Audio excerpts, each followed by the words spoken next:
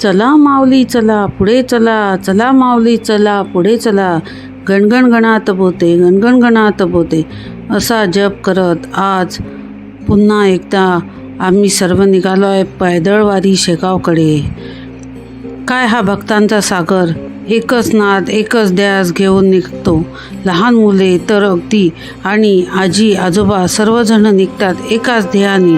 प्रकट दिनाच्या दिवशी माऊलीचे दर्शन झालेच पाहिजे आणि या 35 किलोमीटरच्या पायदळवारीत वारकऱ्यांच्या सेवेसाठी हजारो सेवेकरी वाटेत हजर असतात आणि अगदी पायघड्या घालून ते सेवेसाठी आतुर असतात.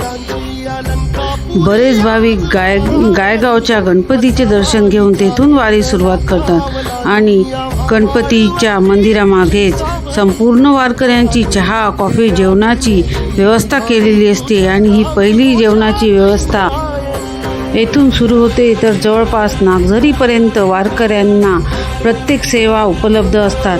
पाणी, उसाचा रस, चहा, कॉफी, नाश्ता, जेवण, औषधे, पायाची मालिश, झोपायची सोय अशा सर्व प्रकारच्या सेवेकरी वारकऱ्यांची करत असतात. आणि या दरम्यान रस्त्यात एका भक्ताचे फार्म हाऊस लागते, बोक्या फार्म हाऊस. ते अतिशय सुंदर आणि मनमोहक आहे ते फार्म हाऊस आणि त्यांनी त्या फार्म हाऊसमध्ये चहा, पाणी, दूध, कॉफी आणि आरामाची उत्तम सोय केलेली आहे.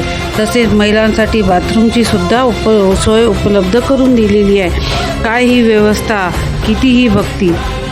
वारीत चालताना पाय दुखतात, थकवा येतो, पण मन थांबत नाही आणि बुद्धी त्याला पूर्ण साथ देते आणि पूर्ण जोमाने शक्तीने भक्त हे माऊलीच्या दर्शनाकडे निघालेले असतात. जीवनात एकदा तरी मनुष्याने पायदळवारी करायलाच पाहिजे.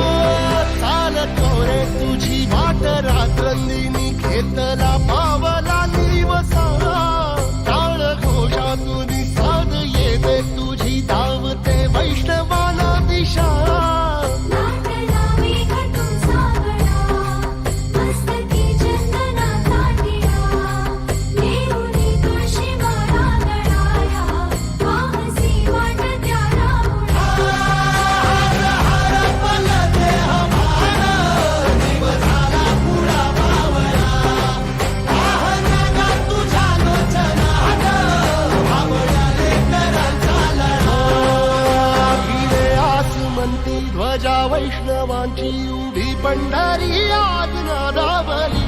तुझे नाव ओठी तुझे रूप ध्यानी जीवाला तुझी आस गा लागली. जरी बाप साऱ्या जगाचा परी तू आम्हाले कराची विठू माऊली.